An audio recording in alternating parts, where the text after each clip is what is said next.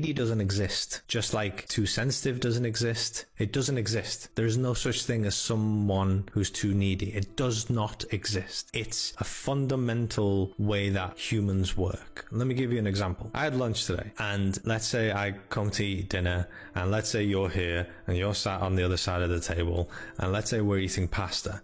I'll go to the kitchen, bring the pasta over, I'll sit down, and I'll be like, oh yeah, I'll grab my fork and spoon, and I'll be like, well, we'll just chat, and I'll be like, hey, yeah, so how was your day? And oh yeah, I think, like, we'll just talk, and I'll grab my drink, and I'll be like, yeah. Now, if I had walked the desert for 6 days, only surviving by drinking my own urine from my pants, let's say, and then I eventually found a house, oh my god, I'm saved, and I sit down, and then they put a plate of pasta in front of me. The way that I would be eating that pasta and drinking that water would be vastly different to when you and I were sat on the table. I'd be like, shoving it in and drinking the water, necking it, saying more water.